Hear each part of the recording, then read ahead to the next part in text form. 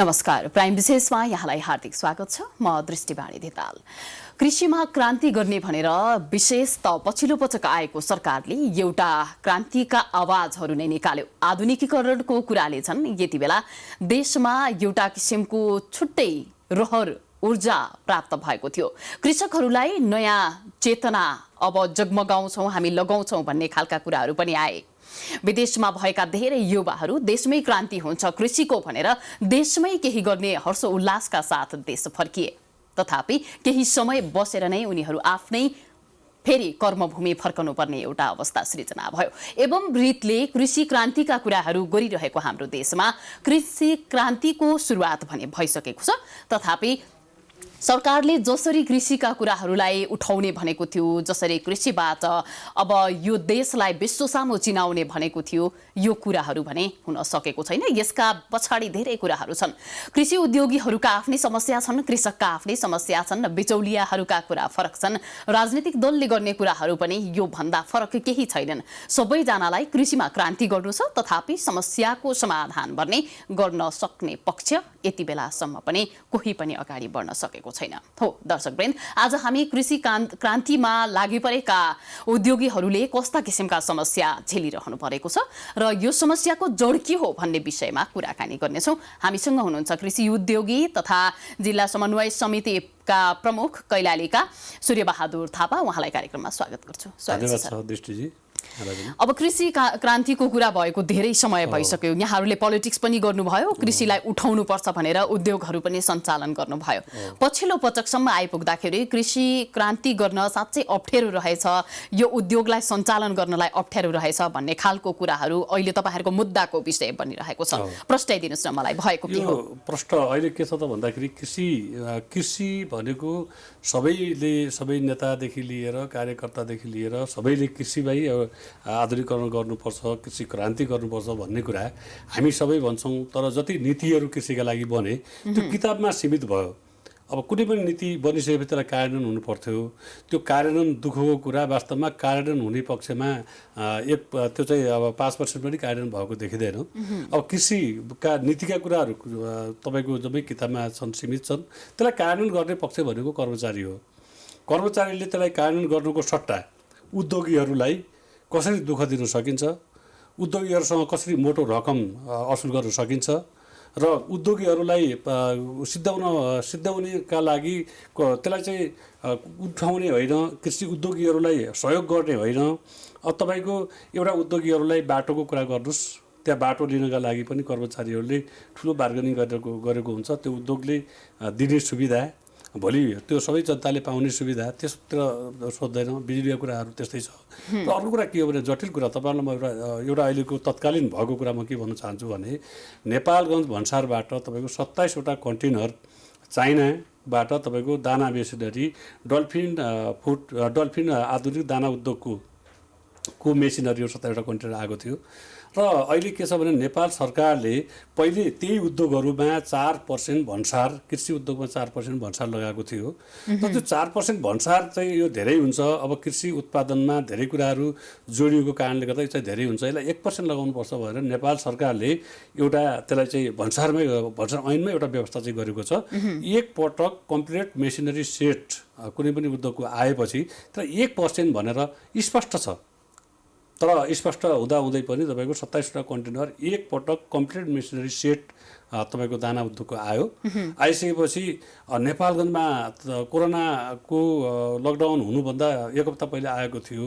अब त्यहाँ पछि त्यो धेरै ठुलो कुराहरू भयो, त्यहाँ बार्गेनिङका कुराहरू पनि चले, सबै कुराहरू चले। तर मैले एउटा कुरा के हो भन्दा वास्तवमा सामाजिक परिवर्तनका लागि जुन हामी लडाइँ लड्यौँ त्यसका लागि चाहिँ के हो भने अहिले पनि हामी सामाजिक परिवर्तन, कृषिमा परिवर्तन ल्याएर वास्तवमा यो समाजलाई आत्मनिर्भर बनाउनुपर्छ र कृषिमा आत्मनिर्भर बनाउनुपर्छ भन्ने एउटा अभियानमा म आज 20औं वर्षदेखि लागेको छु र म पोलिटिक्स पनि गर्छु।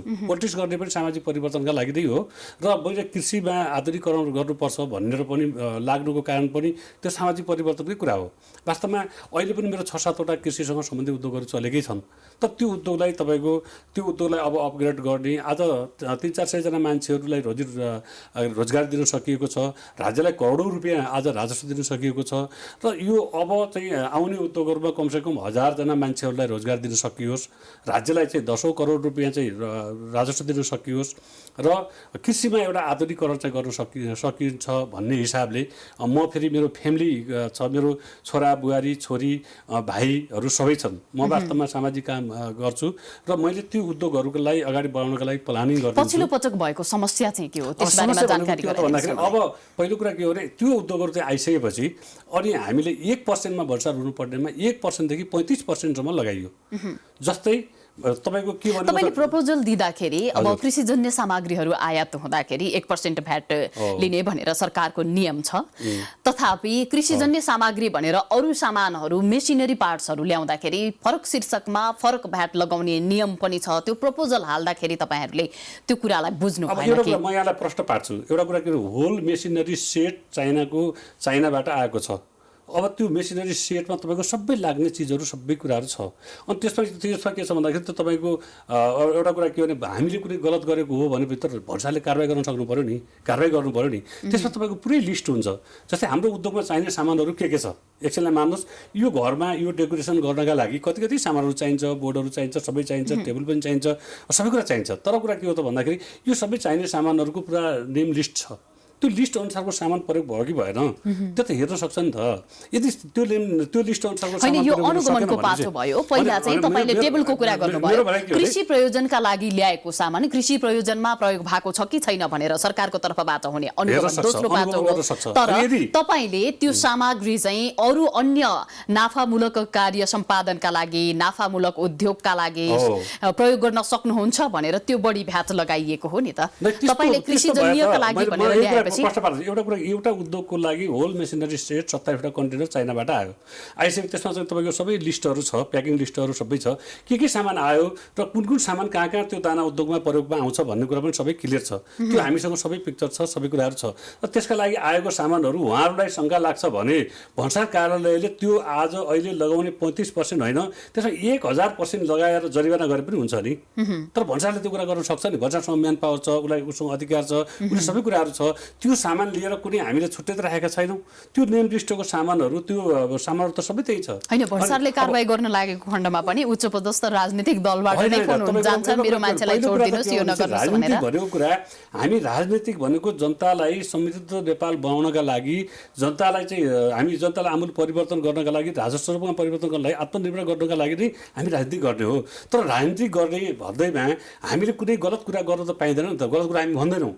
मेरो एउटै कुरा के हो त भने राज्यले दिएको सुविधा सबै तपाईँको उद्योगीहरूले प्रयोग गर्न पाउने कि नपाउने। यदि उद्योगीहरूले प्रयोग गर्न पाएन यो देशमा उद्योगीमय वातावरण चाहिँ हुन्छ कि हुँदैन।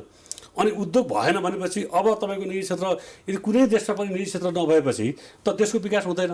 म तपाईँलाई एउटा कुरा के भन्न चाहन्छु भने यो उद्योगमा जुन उद्योगहरू अहिले 7वटा उद्योग एउटै कम्पाउन्डमा अहिले त हामी बनाउँदैछौँ, मेरो भाइ छोराहरूले बनाउँदैछन्।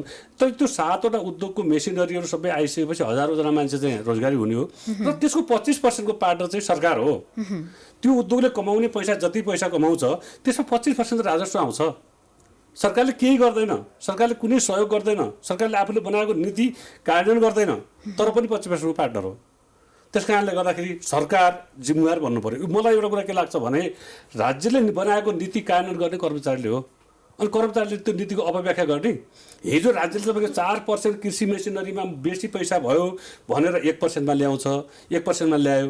तर पनि यही नीतिको चाहिँ यो ऐनको चाहिँ अपव्याख्या गरेर अनि 35% चाहिँ राजस्व लगाउने। जुन त्यो सामानको होल मेसिनरी सेटको तपाईँको एउटै बिल भएर आएको छ र त्यसको मूल्य 1%को दरले 14 देखि 15 लाख रुपियाँ हो। तर अहिले 1,59,00,000 रुपियाँ धरौटी राखेर सामान त्यो उद्योगले सामान धरौटीको कुरा त तपाईँलाई त्यो रिटर्न भइहाल्ने कुरा हो। रिटर्न पाउने कुरा नै समस्या प्रमुख कुरा। रिटर्न पाउने कुरामा कसैले बोल्दैन, कोही निर्णय हुँदैन। फाइल आएको 6-7 महिना भइसक्यो, सबै मान्छेहरू चुप लाग्छन्। अनि तपाईँको प्रधानमन्त्रीको पिएले चाहिँ ल यो चाहिँ यहाँ चाहिँ गलत भयो, तपाईँहरूले 1% लगाउनुहोस् कि हो यो तपाईँहरूले छानबिन गर्नु, यो चाहिँ गलत भयो भनेर उहाँले कुरा गर्नुहुन्छ। अनि त्यहाँबाट सम्बन्धित मान्छेले लेखित माग्छ। अनि कृषि मन्त्रीले भन्नुहुन्छ, उहाँहरूसँग लिखित मागिन्छ र तपाईँको उद्योग मन्त्रीले भन्नुहुन्छ, उहाँहरूसँग लिखित मागिन्छ। र सबैलाई लास्टमा कुरा के हो त भने उद्योगीहरूलाई समाप्त पार्नका लागि उहाँहरूलाई अदालत जाने कुरामा चाहिँ तयार पारिदिनु पर्यो भनेर उहाँहरूले लबिङ गर्नुहुन्छ। भने त्यस कारणले गर्दाखेरि पहिलो कुरा मैले भन्नु खोजेको कुरा कार्यान्वयन गर्ने पक्ष भनेको त भन्सार अधिकृतले गलत गरेपछि भन्सार विभागले त्यसलाई चाहिँ एक चरणमाथि आएर निर्णय गर्न सक्नु पर्यो नि। निर्णय गर्ने अधिकार छ, निर्णय गर्नका लागि भन्सार विभाग बनाएको हो। नेपाल सरकारले किन त्यो विभागीय प्रमुख बनाउनु पर्यो? किन नेपाल सरकारले त्यो विभाग चाहिन्छ? विभागीय प्रमुख हुनुको कारण के हो त भने भन्सारमा भएका गलत कुराहरू या कम राजस्व लिएको छ या गलत गरेको छ भनेपछि त्यसलाई एक चरणमाथि आएर त निर्णय गर्ने अधिकार छ नि। त त्यो निर्णय गर्ने कर्ताले आफ्नो अधिकार प्रयोग चाहिँ नगर्ने, अनि उसले चाहिँ के हो भने उसले चाहिँ सेवा गर्नेलाई टार्ने, सेवा गर्नेलाई टारेर अनि जाँदाखेरि अब सेवा गरेर चाहिँ कहाँ जाने? तपाईँको निजी क्षेत्र बिना कुनै देशको विकास भएको छ? कहीँ कुनै देशको विकास छैन, कुनै देशको विकास सम्भव छैन। सरकारले विकास गर्ने होइन, सरकारले त निजी क्षेत्रलाई त्यो उद्योगदेखि लिएर सबै काम गर्नका लागि प्रोत्साहित गर्ने हो र अनि सरकारले राजस्व उठाउने हो, सरकारले रोजगारी सृजना गर्ने हो, सरकारले देशलाई आत्मनिर्भर बनाउने कुरा हो। तर यो कुरा सरकारले गर्यो कि गरेन भन्ने कुरा छ। तर सरकारको नीति बन्यो कागजमा, कार्यान्वयन गर्ने कर्मचारी खै कर्मचारीहरू कार्यान्वयन हुँदैन। अब कर्मचारीले कार्यान्वयन नगरेपछि 6 महिनादेखि म जब तपाईको आक्रोश कर्मचारीप्रति चाहिँ एकदमै बढी र सरकारप्रति चाहिँ एकदमै कम देखिन्छ हैन? यसरी कुरा गरिरहँदा यो राजनीतिक भएको कारणले गर्दा पनि यस्तो किसिमको विचार आइराखेको मैले भन्नु एकदम यहाँको कुरा चाहिँ आफ्नो ठाउँमा ठिक होला। तर कुरा के हो त भन्दाखेरि राजनीति गर्ने अब नेताहरूले त्यो कर्मचारीले किन त्यसले यो काम गर्न सकिनस् भनेर उहाँहरूले चाहिँ भनेर त्यसलाई चाहिँ बाध्य गर्नुपर्ने कुरा, त्यो अवस्था चाहिँ नेताले गर्न सकेको अवस्था देखिएन। देश कसले चलाएको छ भन्ने कुरा हो क्या। म आफै जनप्रतिनिधि हुँ, मैले 2 चोटि चुनाव लडेर म आज जनताको जनप्रतिनिधि हुँ। त्यसमा पनि कैलाली जिल्लामा मैले जिल्ला समन्वय समिति प्रमुख भइसकेपछि मैले त्यो जिल्लाको मा धेरै कामहरू मैले सञ्चालन गरेको छु। मैले अब तपाईँहरूलाई पहिले पनि धेरै मिडियाहरूबाट यी कुराहरू आइसकेको छ। अनि म एउटा जनप्रतिनिधि भएर आफूलाई गर्व गर्ने कुरा मैले अहिले पनि त्यो गर्व गर्ने कुरा मैले गर्दिनँ, किनभने सामान्य एउटा मान्छेले आफूले पाएको अधिकार प्रयोग गर्न पाउँदैन। हामी जनप्रतिनिधि भइराख्दाखेरि अनि उत्साह हुन्छ कि हुँदैन, मैले गर्व गर्ने ठाउँ छ कि छैन भन्ने कुरा। उद्योगी हुनुमा चाहिँ गर्व लाग्छ अथवा जनप्रतिनिधि हुनुमा गर्व लाग्छ? यसलाई एकदम छोटो बाटो पहिलो कुरा के हो जनप्रतिनिधि मैले कुरा के हो त मैले दुईटै काम, एउटा कुरा के हो सामाजिक परिवर्तनको लागि म लागेको मान्छे हैन। मैले उद्योगमा पनि मैले हजारौँ मान्छेलाई रोजगारी सृजना गर्ने, देशलाई आत्मनिर्भर बनाउने, देशलाई राजस्व सृजना गर्ने, अझ बढी दिने र अनि त्यस्तै गर्दाखेरि एउटा समृद्धि नै वास्तवमा परिवर्तन हो भन्ने म देख्छु। र समृद्धिलाई परिवर्तनमा ल्याउनका लागि आफू सामाजिक काममा लाग्ने या जनप्रतिनिधि भएको कारणले पनि अझ त्यो समृद्धिले गर्न सकिन्छ भन्ने लागेको हो म चाहिँ। तर कुरा के हो त भन्दा अहिलेको अवस्थामा यो सरकार कसले चलाएको छ भन्ने कुरा भयो क्या। सरकार भएको हामीले नै महसुस गर्न सकेनौँ, सरकार देशमा छ कि छैन भन्ने कुरा हामीले महसुस गर्न सकेनौँ। किन कर्मचारीले तपाईँको बनाएको नीति नियमलाई कार्यान्वयन नगर्नका लागि नगर्ने हो भने आज सदनमा मात्रै चल्थ्यो भने म 10 जना माननीयहरूलाई अनुरोध गर्थेँ। वास्तवमा कर्मचारीले सेवा गर्नलाई दुःख दियो त कर्मचारीलाई कारबाही गर्ने कानुन खै त? म तपाईँको मैले वकिलहरू राखेर सबैलाई राखेर मैले प्रष्ट रूपमा मैले त्यो हेरेँ। मलाई कर्मचारीले सेवा गरेर एउटा दुःख दिइसकेपछि अहिलेको क्षतिपूर्ति सहितको होइन त्यो व्यवस्था गर्नका लागि होइन छैन, कानुनै छैन। अब कानुन नभएपछि बुझ्दै लाग्दैन। ल कर्मचारीले जे गरे पनि हुन्छ यो देशमा। कर्मचारीको काम भनेको कार्यान्वयन गर्ने हो। मैले कर्मचारीलाई किन बढी प्रहार गरेँ भन्दाखेरि नेताले नगर भनेको छैन, नीति नेताले त नीति बनाएको छ। नेताले बनाएको नीति कर्मचारीले कार्यान्वयन गर्ने हो नि। कर्मचारीले कार्यान्वयन किन गरेन भन्ने कुरामा मेरो पहिलो प्रहार हो। त्यसमा पनि कर्मचारी पनि सबै कर्मचारीले भनेको छैन।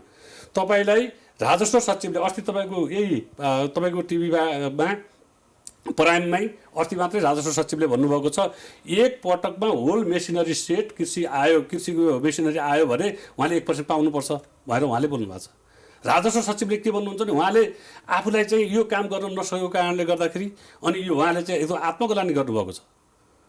अब अर्थ सचिव र राजस्व सचिवको कुरा छ। मैले तपाईँलाई भने प्रधानमन्त्रीको पिए इन्द्र भण्डारीले उहाँले फोन गर्नुभएको छ यो तपाईँले 1% छिटो गर्नुहोस्, तपाईँहरूले यहाँ ढिलाइ नगर्नुहोस्, सेवाकालाई दुःख नदिनुहोस् भन्नुभएको छ। उद्योग मन्त्रीले तपाईँको यो कुरा चाहिँ भएर तपाईँहरू यसरी यो चाहिँ व्यवस्थित गर्नुहोस्, यो चाहिँ पाएको सुविधा उहाँले पाउनुपर्छ भनेर भन्नुहुन्छ। कृषि मन्त्री परेशान हुनुहुन्छ। कृषि मन्त्री मैले के गर्ने, यो कुरालाई कसरी गर्ने, अब यो कुरा चाहिँ गर्नुपर्ने पाउनुपर्ने कुरा प्रष्ट हुँदा पनि भएन भन्नुहुन्छ। अब तपाईँको उद्योग सचिव त कुरा गर्नुहुन्छ, अब तपाईँको आपूर्ति सचिवले त कुरा गर्नुहुन्छ भनेपछि अब सबैले यो तपाईले भनिरहँदाखेरि सरकारको तर्फबाट भएको कुराहरू कार्यान्वयन गराउन नसक्नु सरकारको तर्फको एउटा कमजोरी हो। वास्तवमा बोल्दै गएर भने सरकार कसले चलाएको छ भन्ने कुरा करप्टेड हुने एउटा सिचुएसन जुन क्रिएट भइराखेको छ त्यो तपाईँ हाम्रो कारण र कर्मचारीकै कारणले भइराखेको छ त्यो कुरा मान्नुहुन्छ होला। अब पछिल्लो चरणमा कृषिमा क्रान्ति गर्नका लागि कृषि उद्योगहरूलाई एक छत्र रूपमा चाहिँ सञ्चालन गरिरहन यसलाई व्यवस्थित गर्न चाहिँ पछिल्लो चरणका चुनौतीहरू चाहिँ के देख्नु भएको छ? चुनौती त यही थियो म्याडम। अब कुरा के हो भनेपछि दृष्टिजी, अब अहिलेको अवस्था भनेको यो कुनै एउटा व्यक्तिलाई यो मलाई मात्रै परेको समस्या होइन। मलाई त वास्तवमा एकछिनलाई मान्नु एउटा उद्योगमा 1 करोड रुपियाँ थप लगानी लाग्यो भनेर चित्त बुझाउँला। तर कुरा के हो भन्दाखेरि यो आफूले राज्यले दिएको सुविधा प्रयोग गर्न नपाउँदा सबभन्दा ठुलो अन्याय हो। यसका लागि त म त लास्टसम्म तपाईँको यो लास्टसम्म यसको लागि चाहिँ लड्छु र यसको नेतृत्व पनि गर्छु। एउटा उद्योगी भएको नाताले एउटा सामाजिक परिवर्तन गर्नुपर्छ भनेर म पनि 15 वर्ष उमेरदेखि मैले लागेको कारणले गर्दा म यो यत्तिकै छोड्ने पक्षमा छैन। कर्मचारी, पहिलो कुरा के हो भने कर्मचारीले यो कुरा कार्यान्वयन किन गरेन? वास्तवमा सरकारसँग पनि मेरो कुरा छ। मैले भने नि म आफू जनप्रतिनिधि भएको मैले कुनै गर्व गर्ने ठाउँ त हुनु पऱ्यो नि। मैले आफैले एकजना जनप्रतिनिधिले प्रधानमन्त्रीसम्म चाहिँ यो आफूले पाएको के अरे सरकारले दिएको सुविधा प्रयोग गर्न पाइएन भने सामान्य जनताले के गरेको छ, सामान्य उद्योगीले के गरेको छ भन्नुहोस् त? देशमा उद्योग अब कसरी फस्टाउन सक्छ त? देशमा उद्योगी कुनै वातावरणै बन्न सकेन। त्यस कारणले गर्दा मैले अघि पनि भने अब उद्योगीले कति कुरा गर्ने? उद्योगीले नेपालमा एउटा तपाईँको नटबोल्ट पनि बन्दैन भने सबै सामानहरू उद्योगहरू बाहिरबाट ल्याउने, उद्योगका सामानहरू बाहिरबाट ल्याएर आउने, कच्चा पदार्थहरू बाहिरबाट ल्याएर आउने, त्यसलाई चाहिँ यहाँ आएर तपाईँको चाहिँ त्यसलाई उत्पादन गरेर पनि तपाईँको हाम्रो देशको अवस्था स्थिति यस्तो छ लिएर उधारो बेच्ने, अनि त्यहाँ त्यो पैसा पनि ल्याएर उठाउने, राज्यलाई कर तिर्ने, रोजगारी सिर्जना गर्ने सबै काम त उद्योगले गरेकै छ नि। त्यो उद्योगीलाई तपाईँले मैले भने नि बाटो बिजुलीदेखि लिएर भज्जारदेखि लिएर सबै पाउने सुविधा त कमसेकम पाओस्।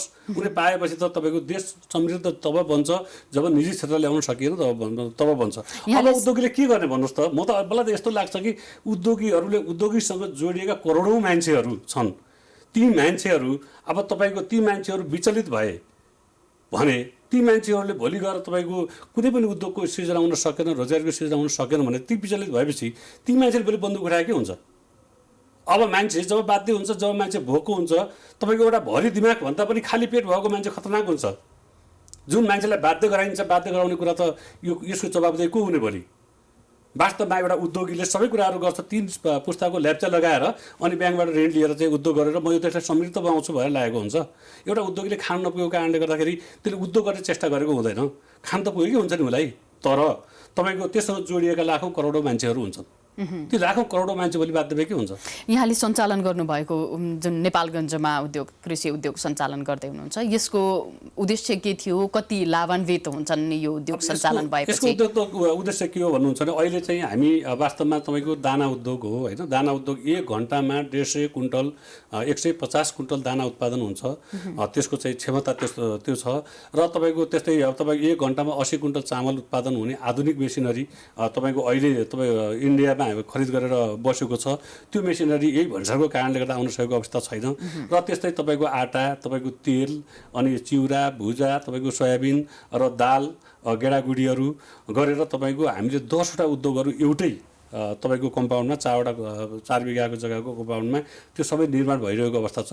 केही सामानहरू दाना उद्योगको चाहिँ मेसिनरी जडान भइरहेको छ र अरू राइस मिलदेखि लिएर अरूको सबैको फाउन्डेसन र घरहरू बनिसकेको अवस्था छ। र यो भन्सारको समस्याको कारणले गर्दाखेरि सामानहरू आउन सकेको छैन। अब आज तपाईँको जुन चामलहरू इन्डियाबाट 60% चामलहरू इन्डियाबाट आउँछ, कमसेकम नेपालमै धान उत्पादन होस्, नेपालमै तपाईँको आधुनिक प्रोसेसिङ मेसिनहरू राख्दाखेरि त्यसबाट उत्पादन भएको चामल चाहिँ कति कम पर्न जान्छ त्यसपछि उपभोक्तालाई मूल्यमा पनि यस विषयमा अलिकति? अहिलेको कुरा के हुन्छ, जस्तै आधुनिक जुन अहिले मेसिनरीहरू आउँछ नि, त्यो मेसिनरीको कारणले गर्दाखेरि तपाईँको दानादेखि लिएर सबै गुणस्तरीय सामान हुन्छ। मैले चामलको कुरा गरेँ, तपाईँ चामल त 60% चामल इन्डियाबाट आएको छ। त्यो चामललाई तपाईँको हामीले 0%मा झार्नुको लागि कमसेकम नेपालमा राम्रो धान लगाउने, त्यसलाई राम्रो प्रशोधित गर्ने र त्यसलाई राम्रो प्रोसेसिङ गरेर अब हामीले स्टिम चामलहरूदेखि लिएर सबै हामीसँग भएको धानहरूलाई पनि स्टिम गरेर व्यवस्थित गरेर त्यसलाई राम्रो भण्डारण गरेर त्यसलाई प्रोसेसिङ गरेर तपाईँको बजारमा ल्याउँदाखेरि त्यसलाई 0%मा कसरी पार्न सकिन्छ भन्ने कुरा हामीलाई गरिरहेछौँ। तपाईँको 500 देखि 1000 बिघा जग्गामा अब तपाईँको मकै खेतीदेखि लिएर यसलाई आधुनिक खेती गर्ने र एउटा मैले कैलाली जिल्लामा तपाईँको यो औद्योगिक कृषि र यान्त्रिक कृषिको मैले एउटा अवधारणा पनि लागू गरेको छु र त्यो कुरा मैले अहिले मकै मिसन कार्यक्रममा मैले चलाइरहेको छु। औद्योगिक कृषि भन्नाले कुरा के हो र जग्गालाई अब उद्योगमा बनाउने, जग्गा चग्लाबन्दी गर्ने, जग्गालाई तपाईँको चग्लाबन्दी गरेर 500-1000 बिघा जग्गामा राम्रो खेती गर्ने, त्यसको माटोदेखि लिएर बिउदेखि लिएर त्यसको वातावरणीय दृष्टिकोणले सबै कुराहरू हेर्ने र विज्ञ मान्छेहरूलाई राखेर अब आधुनिक कृषि गर्ने त्यो नमुना कृषि गरेर देखाउने त्यसमा पनि गर्ने भनेर हामीले यो एउटा प्लानिङ पनि यो पनि गरेका छौँ। र अहिलेको अवस्थामा तपाईँको सबै उद्योगमा गरेर 1000जना मान्छेहरू अहिले हामीसँग कोल्ड स्टोरहरू छ, अनि ह्याचरीहरू छ। अहिले तपाईँको कुखुरा पालक त अब लाखौँ लाख मान्छेहरू छन् होइन, लाखौँ मान्छेहरू त जोडिएका छन्। र तपाईँको अहिले चाहिँ उद्योगमा राइस उद्योगदेखि लिएर सबै उद्योगमा गर्दाखेरि प्रत्यक्ष रूपमा 1000 मान्छेहरूले त्यसबाट रोजगारी सृजना हुन्छ। वर्षमा 4-5 करोड रुपियाँ राज्यलाई तपाईँको राजस्व आउँछ। र त्यसै गरी कृषिलाई नमुना बनाउनका लागि पनि एउटा ब्याङ्कबाट ऋणै लिएर भए पनि अब मेरो चाहिँ के हो भन्दाखेरि पारिवारिक मेरो यो फ्यामिली बिजनेस पनि हो। मेरो छोरा छोरीहरू भाइ अनि बुहारीहरू आउने बुहारीहरू पनि त्यो त्यही उद्योगमा लाग्ने हो। त्यस कारणले गर्दाखेरि तपाईँको हाम्रो 10-12 जनाको मेरो चाहिँ अब छोराछोरीहरू बुहारीहरू अनि मैले चाहिँ विदेश जान खोजेको बेलामा मैले के भने यो भइरहेका उद्योगहरूलाई यसलाई आधुनिकीकरण गरौँ, कमसेकम कृषिमा आत्मनिर्भर बनाऊँ र यसैमा तिमीहरू लाग्नुपर्छ बाबु नानी भनेर मैले सबैलाई सम्झाइ बुझाइ गरेर लागिसकेपछि अहिले देशको अवस्था स्थिति यस्तो खालको अवस्थामा पनि यसरी काम गर्दाखेरि पनि अब कसैले सपोर्ट नगर्ने भएको राज्यले दिएको सुविधा पनि प्रयोग गर्न नदिएपछि अब उनीहरू त युवाहरू त वास्तवमा ओहो किन मान्छे विदेश जान्छ भन्दाखेरि कारण त्यही रहेछ, राम्रो मान्छे त्यहाँ बसाउने कुनै वातावरणै छैन, त्यो खालको स्थिति छ। म त्यस कारण अब हामी एकदमै अन्त्यमा आइसकेका छौँ। म के भन्न चाहन्छु भने पहिलो कुरा के भने राज्यले दिएको सुविधा सामान्य नागरिकले प्रयोग गर्न पाउनु पर्यो। यसका लागि यदि राज्यले यो कुरा सुविधा प्रयोग गर्न पाएको छैन भने राज्य त्यसका लागि त्यो प्रयोग गर्न पाएन भनेपछि त्यसका लागि राज्य तयार हुनु पर्यो। र राज्य तपाईँको देश चलाउने वास्तवमा राज्यले नीति बनाउने हो, कार्यान्वयन गर्ने कर्मचारीले हो नि, कार्यान्वयन गर्ने कर्मचारीले कार्यान्वयन गर्नु पर्यो। यदि कार्यान्वयन नगर्ने कर्मचारीहरूलाई कारबाही गर्नु पर्यो। कारबाही गर्नका लागि कानुन छैन, कानुन निर्माण गर्नु पर्यो। अब कानुन पनि निर्माण नगर्ने अनि कारबाही पनि नगर्ने अनि कर्मचारीले जे गरे त्यो कुरा गर्ने हो भने त यहाँ मान्छे चाहिँ अब बाध्य हुने अवस्था भइसक्यो, बाध्य हुन्छन्। अब उद्योगी व्यवसायीहरू भोलि बाध्य भएर सबैजना चाहिँ नैतिकवान हुनु पर्यो, सबैभन्दा ठुलो पर्यो। भोलि उद्योगी व्यवसायीहरू सबै रोडमा आउँछन्, त्यसको अवस्था त्यसको जिम्मेवारी कसले लिने भन्ने कुरा हो। त्यस कारणले म यो तपाईँहरूको कार्यक्रमबाट म के सन्देश दिन चाहन्छु भने वास्तवमा उद्योगी व्यवसायी निजी क्षेत्र बिनाको विकास कोही पनि संसारमा हुन सक्दैन। यो विकासका लागि राज्यले बनाएको नीति नियम कानुनलाई अक्षर कर्मचारीले पालना गरिदिनु पर्यो। धन्यवाद कार्यक्रममा आइदिनु भयो। ल धन्यवाद दृष्टिजी, मेरो भावना त यहाँले जुन मेरो राख्ने मौका दिनुभयो यसलाई धेरै धन्यवाद व्यक्त गर्छु। दर्शकवृन्द यहाँलाई पनि धेरै धेरै धन्यवाद। कृषिमा आधुनिकीकरण र यान्त्रिकरणको एउटा चुनौती हामीमाझ छँदैछ। उद्योग क्षेत्रहरू धराशायी हुँदै गएका छन्। कृषिमा केही राम्रो गर्न सकिन्छ भनेका कुराहरूमा पनि भनेको जति कृषि उपार्जन गर्न सकिरहेको अवस्था छैन। यो बेलामा हामीले आफ्नो क्षेत्रमा भएका कृषि र कृषिसँग सम्बन्धित विषयवस्तुहरूलाई कसरी उठान गर्दैछौँ र कसरी व्यवस्थित गर्दैछौँ भन्ने कुरा आजको मुख्य समस्या बनिरहेको छ। कार्यक्रमबाट बिदा हुन्छु। नमस्कार।